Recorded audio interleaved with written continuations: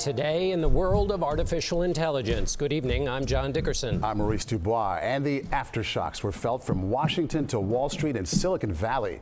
Signs that China may be catching up to the United States in the AI race sent tech stocks plunging. A Chinese startup called DeepSeek has created an AI model at a much lower cost than the U.S. competition.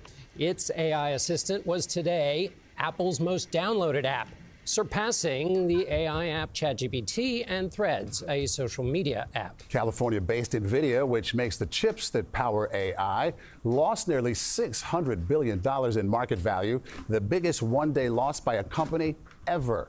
AI will be a growing part of our lives in medicine, transportation, education, and beyond. It's being called a Sputnik moment for America's AI industry. That's a reference to the panic in the U.S. when the Soviets leaped ahead in the space race in the 1950s. So Margaret Brennan joins us from Washington. Margaret, Sputnik moment, or is that a little overhyped?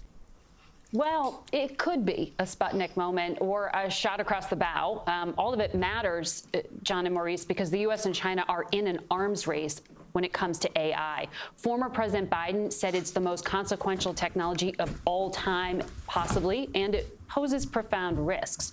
So this technological leap made by China's DeepSeek using inferior computer chips at a cost 20 to 30 times less than leading American firms really got the attention of CEOs and investors that I've spoken with today, who think this could drive more urgency among companies to innovate.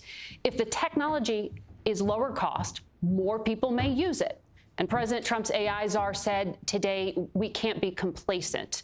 We know the last administration tried to keep America's edge in this space by banning high-tech chips from being sold to China. So news that a Chinese firm claims they did all of this with basic computer chips does raise national security concerns. And what are those national security implications, Margaret? How do we expect the Trump White House to respond here? We don't know yet, Maurice. I have spoken to U.S. policymakers who are always skeptical about believing what any Chinese firm claims because of the tight Communist Party control of industry. So they're not completely convinced DeepSeek is being honest when they claim they achieved a breakthrough on their own.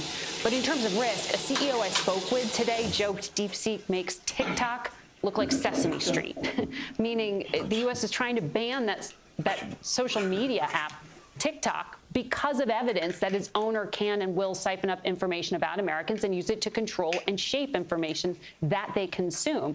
So DeepSeek could do the same in the AI space. And at this hour, millions of Americans have downloaded it.